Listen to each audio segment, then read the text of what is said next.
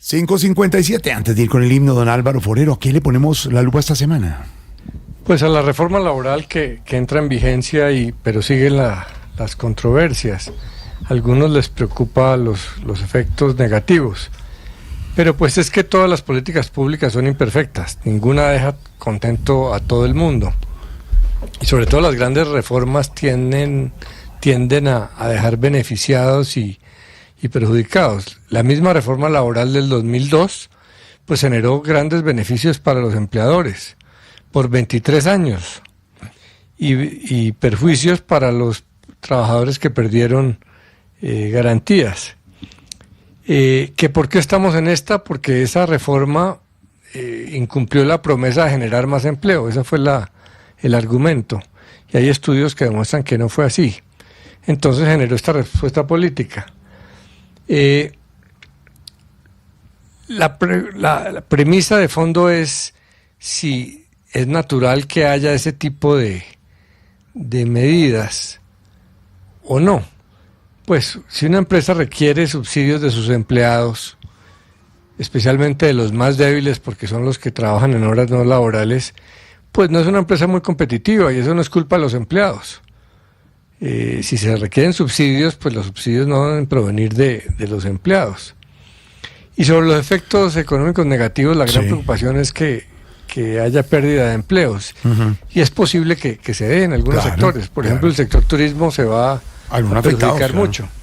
Pero como todo, cuando hubo otras leyes que fueron muy favorables al turismo, que les bajaban los impuestos, pues otros sectores también sintieron que no los cobijaba. Uh-huh. La preocupación es por el aumento de costos, pero pues cuando se aumentaron los salarios mínimos en los últimos años, y se aumentaron mucho, no solo en este gobierno sino en el anterior, pues no se generó desempleo ni inflación. Cuando la inflación subió tanto y le subió los costos a las empresas, tampoco se hubo mucha pérdida de empresas ni de empleos, porque las empresas le subieron los costos a la gente, suben los precios. Que eso no es bueno. Pues claro que no, pero ¿qué se hace? Pretender que asuma el costo el empleado, pues tampoco es justo. En España, por ejemplo, que tiene un gobierno de centro izquierda y que ha impulsado mucho los avances sociales, se decía que iban a generar pérdida de empleos y muerte de empresas, y pues ha pasado lo contrario, se produjo mucho empleo y crecimiento económico. España es el país de la Unión Europea que más crece. Entonces, ese tema es complejo. Claro que reducir derechos de los empleados genera más productividad. Algunos países tienen esa fórmula, como Estados Unidos, por eso la gente tiene 2 y 3 empleos. Gana bien, pero pues trabaja mucho. En Europa hay un modelo distinto, son menos competitivos, pero hay mejores niveles de vida. Entonces, pues esto va a afectar a unos y va a beneficiar a otros, pero eso es inevitable en las políticas sociales.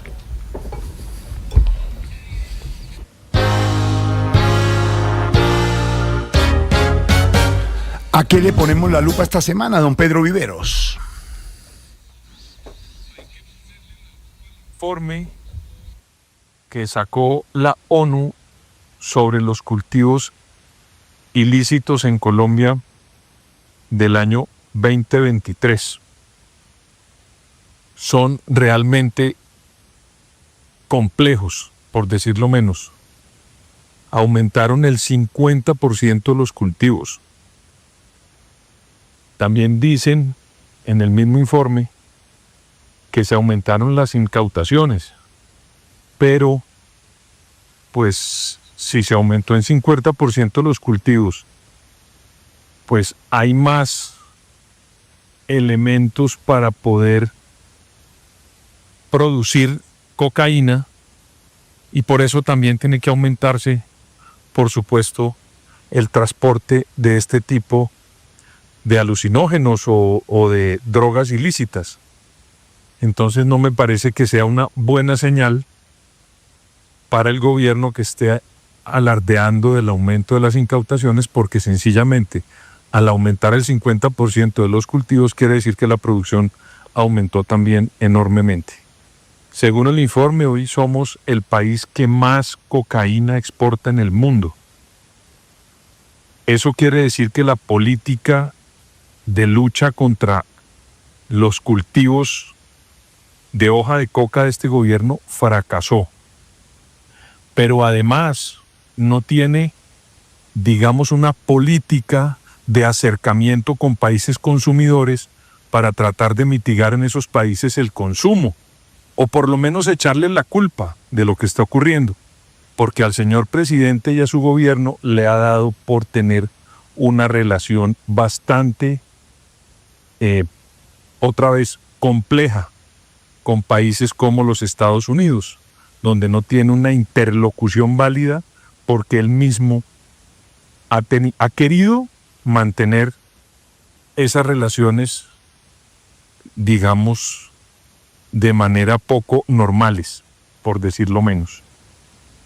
En última, lo único que quiero decir es que hay que ponerle la lupa porque no se cumplió y ese es un problema que tenemos todos los colombianos.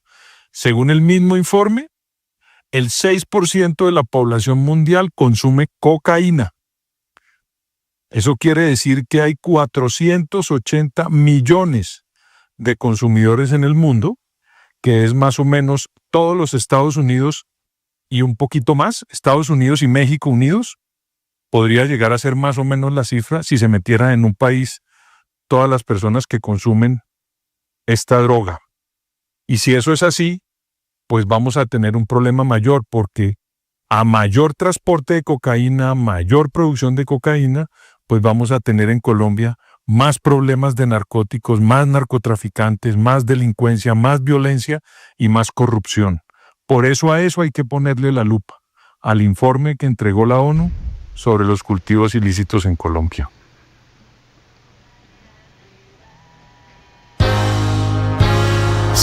¿A qué le ponemos la lupa, Silvia Patiño? Póngale la lupa, Jorge, a este no Voz Populi que le traigo. Le están haciendo coquitos a Alejandro Gaviria. Coquitos. Pero no precisamente para la presidencia de la República, el exministro del gobierno Santos y el exministro del presidente Gustavo Petro de Educación le están haciendo coquitos. ¿Quién? Del Partido Liberal. ¿Para qué?